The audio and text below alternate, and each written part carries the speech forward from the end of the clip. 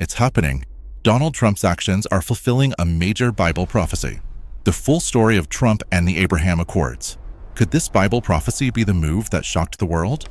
Trump announces the United States officially recognizes Jerusalem as the capital of Israel and that the U.S. embassy will be moved there from Tel Aviv.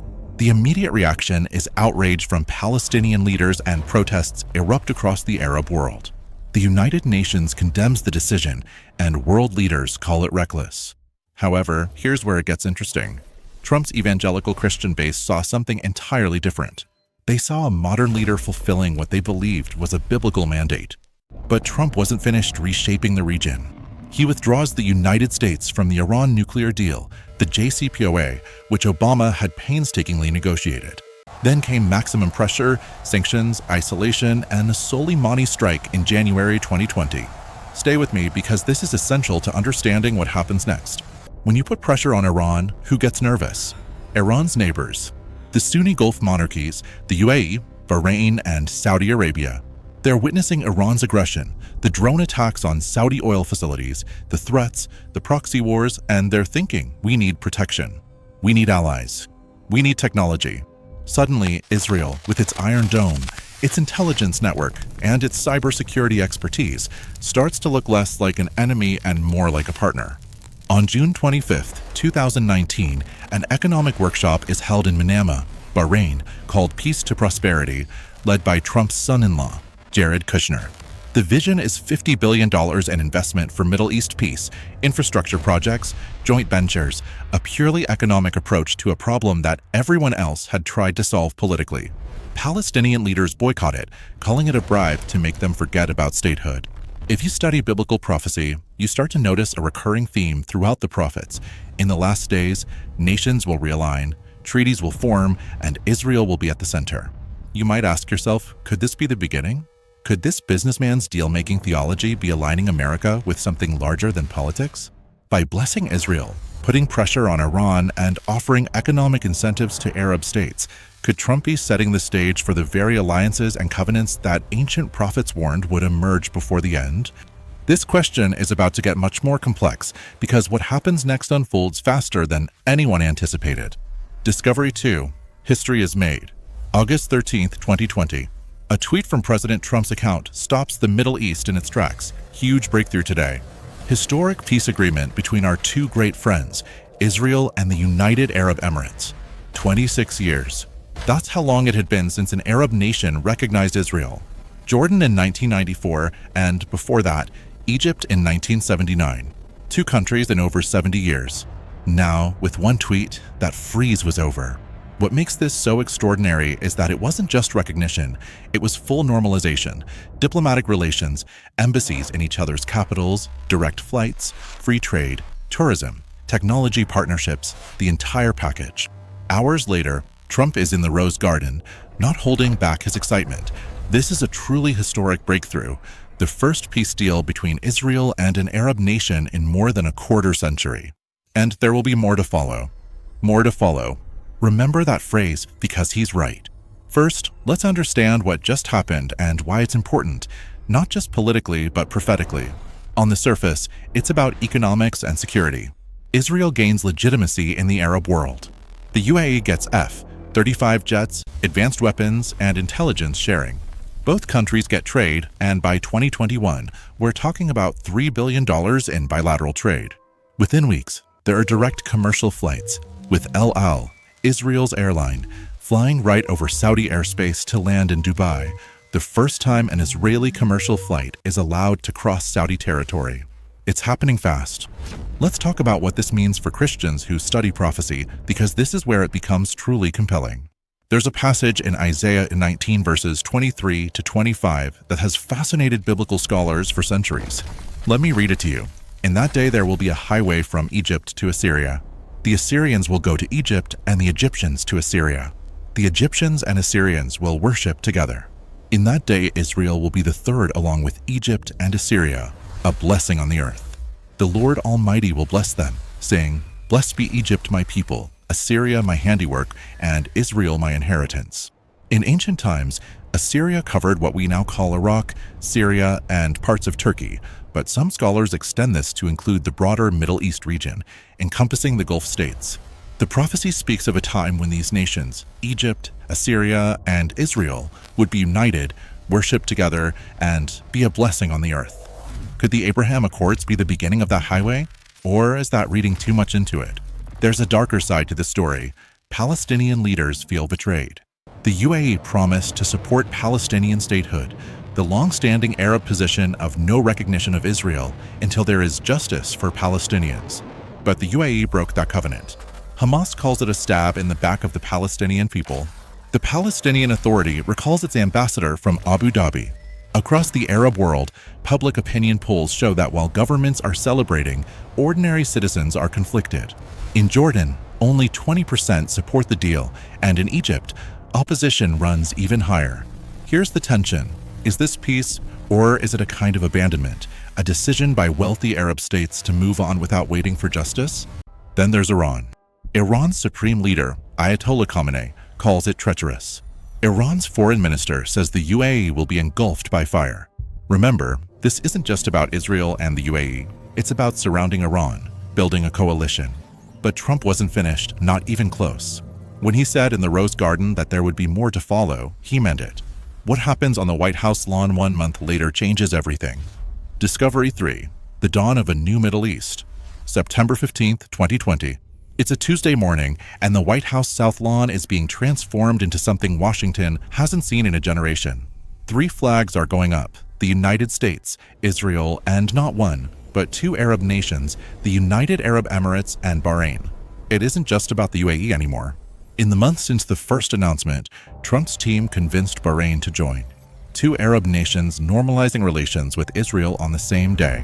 Anyone who understands Middle Eastern history, who remembers the decades of rejection, the wars, the hostility, knows this is seismic. Israeli Prime Minister Benjamin Netanyahu arrives first, followed by Sheikh Abdullah bin Zayed, the UAE's foreign minister, and then Abdulatif al-Zayani, Bahrain's foreign minister. There are 700 guests, military honor guards, a military band playing, media from around the world, and President Trump walking out to preside over what he clearly believes is his greatest foreign policy achievement. Listen to how Trump frames this moment. We're here this afternoon to change the course of history. After decades of division and conflict, we mark the dawn of a new Middle East, the dawn of a new Middle East, not just a peace deal, but a new era. Then he says something that sends electricity through the millions of Christians watching. These agreements are called the Abraham Accords, named after the father of the 3 great faiths, the father of 3 great faiths, Judaism, Christianity, and Islam, all tracing their spiritual lineage back to Abraham. Now, nations from those faiths are signing a covenant named after that shared patriarch. 3 copies of the Abraham Accords Declaration are signed. Netanyahu signs for Israel, bin Zayed signs for the UAE, and al-Zayani signs for Bahrain. Trump signs as a witness, his signature in bold black ink alongside the leaders who just made history. Millions of evangelical Christians watching this ceremony unfold are thinking something specific. I want to be very clear. This isn't about knowing whether they're right or wrong. It's about understanding why this moment feels so prophetically charged to them. There's a prophecy in the book of Daniel 9 verse 27 that has been debated and analyzed for over 2,000 years. It's one of the most controversial verses in all of biblical prophecy. Let me read it to you. He will confirm a covenant with many. Who is he in this prophecy? Traditional interpretation says it's the Antichrist, a future world leader who will broker a peace agreement, a covenant with many involving Israel. This covenant is supposed to trigger a 7-year period of tribulation. When evangelical Christians watch Trump, a leader they already see through the lens of Cyrus, the Persian king who helped rebuild Jerusalem, broker not just one peace deal, but multiple deals with multiple nations all at once, and they see the phrase, covenant with many, and they see it centered on Israel and the Middle East, you can understand why some of them are asking, could this be it? Could this be the covenant Daniel warned about? Most evangelical leaders are quick to say, no, this isn't that. Trump isn't the Antichrist. This is a good thing. This is fulfilling Genesis 12 verse 3, blessing Israel.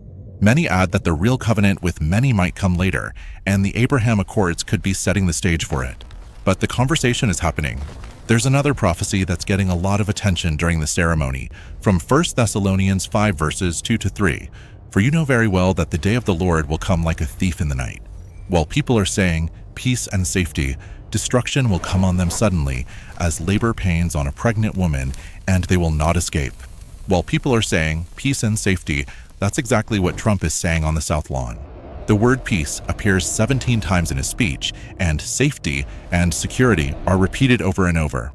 Is this the peace and safety Paul warned about, the peace that comes right before sudden destruction? Or, just as possibly, is this simply good diplomacy being interpreted through a prophetic lens by people who are looking for signs? Here's what's objectively happening. Israel is gaining recognition from nations that refused to acknowledge its existence for 72 years. The United Arab Emirates and Bahrain are getting security guarantees and weapons. Trade is opening up. Tourism is starting. Technology partnerships are forming. Fox News says it's historic and deserving of a Nobel Prize. Arab media is divided, with some celebrating and some condemning. Palestinian leaders are watching in disbelief as the Arab world just moved on without them. 70 years of Arab League policy, no peace, no recognition, no negotiation with Israel until Palestinian statehood just crumbled in one afternoon. But Trump's not done, not even close. Over the next 3 months, 2 more nations will sign on, and when they do, the prophetic implications will become even more complicated. Discovery 4: Aftershocks. September 11th, 2020. For days before the White House ceremony, Trump is on a 3-way phone call with King Hamad of Bahrain and Netanyahu. By the end of that call, Bahrain is in. Bahrain is interesting because it's small, tiny actually, an island nation in the Persian Gulf with barely 2 million people, but it punches way above its weight strategically because Bahrain hosts the U.S. Fifth Fleet. It's the headquarters for American naval operations in one of the most volatile regions on Earth. Bahrain's population is 70% Shia Muslim, ruled by a Sunni monarchy, with Iran right across the water backing Shia unrest.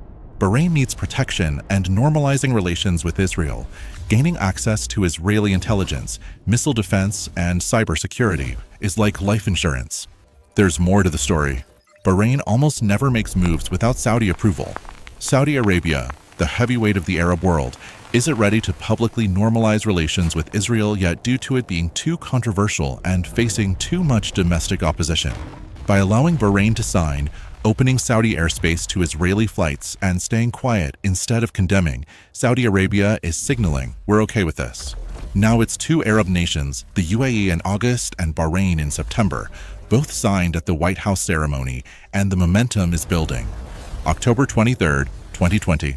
Trump announces that Sudan is joining the Abraham Accords. This one is complicated, but here's what's biblically significant about Sudan joining. Remember Ezekiel 38, that prophecy about Gog and Magog attacking Israel with a coalition of nations? Let me remind you of the nations it lists: Persia, Cush, and Put will be with them, all with shields and helmets. Persia is Iran. We've talked about that. Cush in ancient times referred to the region south of Egypt, what we now call Sudan and Ethiopia. Ezekiel's prophecy lists Sudan as part of the coalition that will attack Israel, but in October 2020, Sudan just signed a peace deal with Israel instead. Sudan flips sides. You can interpret this a couple of ways. You can say, see, the prophecy is being thwarted. Peace is breaking out instead of war. Prophecy talks about the end times and alliances shift. Sudan could flip again. We don't know. What we do know is that a nation mentioned in one of the most famous end times prophecies just normalized relations with Israel, which is significant no matter how you interpret it. December 7th, 2020, and now Morocco. Morocco has a significant Jewish population historically, and about 1 million Moroccan Jews live in Israel today, creating a cultural connection. Morocco wants something controversial: the Western Sahara, a disputed territory that Morocco claims, but the international community mostly doesn't recognize that claim. Morocco signs, and suddenly Israel has 4 new Arab partners: the United Arab Emirates, Bahrain, Sudan, and Morocco. For deals in 4 months after 26 years of nothing. Trump, in the final weeks of his presidency, is taking a victory lap, giving speeches, writing tweets, and holding it up as proof that his approach worked. January 6, 2021. Sudan formally signs the Abraham Accords in Khartoum, completing its entry into the agreements. The same day as the Capitol riot in Washington. The same day American democracy is under assault, 2 weeks before Trump leaves office. It's a surreal ending to a surreal year. The Abraham Accords survived the chaos, are ratified into law, and become treaties. As Trump boards a Marine One for the last time on January 20th, 2021, he leaves behind something undeniable. He changed the Middle East. The question is whether he changed it permanently or just set the stage for what comes next. Discovery 5. The Silence Between Administrations. January 20th, 2021. Joe Biden takes the oath of office. Immediately, the question becomes, what happens to the Abraham Accords? Biden didn't broker these deals, and his team was skeptical of them. Many Democrats criticized the Accords for sidelining Palestinians, rewarding authoritarian regimes, and focusing on economics instead of human rights. Will Biden let them die? Will he reverse course? The answer surprises a lot of people. No, he keeps them. The Biden administration maintains the Abraham Accords, honors the commitments, keeps the embassies open, continues the flights, and allows trade to keep growing.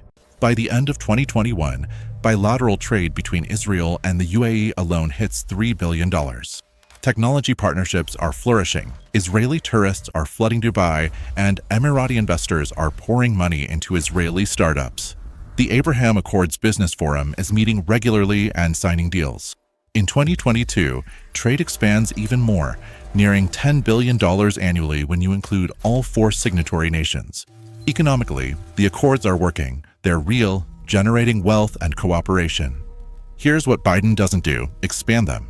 There are no new signatories, no new ceremonies, no big push to bring in Saudi Arabia, which everyone knows is the real prize, because if Saudi Arabia normalizes relations with Israel, the entire Arab world would likely follow.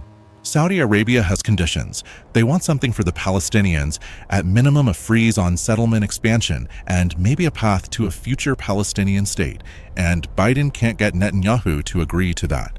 The Accords plateau. They exist, but aren't growing, maintained but not championed. For prophecy watchers, this period is frustrating. In 2020, it felt like momentum, something building, alliances forming rapidly, possibly setting up prophetic scenarios. Now, there's silence and stagnation. It's as if the world took a breath and everyone hit pause, moving on to other crises. Tensions are building quietly under the surface in the Middle East. In Gaza, Hamas is watching these deals with rage, witnessing wealthy Arab nations abandon the Palestinian cause and Israel get stronger, more accepted, and more integrated into the region. Hamas is planning. In Iran, the regime is watching too, seeing the Sunni-Israeli alliance solidify and its influence being boxed in, as well as sanctions choke its economy. Iran is arming its proxies. In the West Bank, young Palestinians are growing more radicalized because they see the world forgetting about them. They see peace deals that don't include them, and they see their leadership, both Fatah and Hamas, as weak and divided. Across the Arab world, public opinion is hardening. Governments may have signed the Abraham Accords, but public opinion polls show 70% opposition in Egypt, Jordan, even among young people in the Gulf.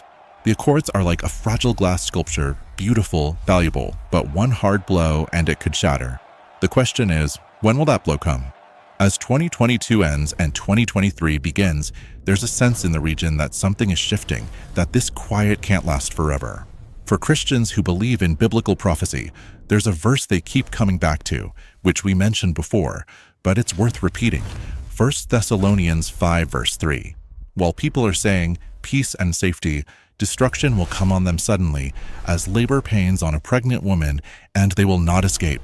The Abraham Accords are holding, peace is being proclaimed, and safety is being celebrated, but the prophetic pattern warns that that's when sudden destruction comes. On October 7th, 2023, it does. Discovery 6, Return of the Broker.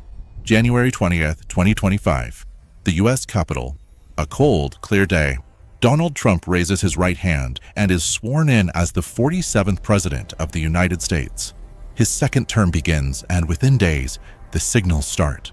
There are calls with Netanyahu, meetings with Gulf leaders, Kushner back in the Middle East, and plans for a major peace summit. Trump wastes no time. He announces his intention to supercharge the Abraham Accords and bring Saudi Arabia into the agreement, but he doesn't stop there. He starts talking about Gaza, about reconstruction, about turning the devastation of war into an opportunity for economic transformation. This is where things get prophetic again. Trump isn't just talking about restarting the Accords, he's talking about expanding them, making them bigger and more comprehensive. He's talking about rebuilding, which sounds noble and hopeful. But here's where the tension lies.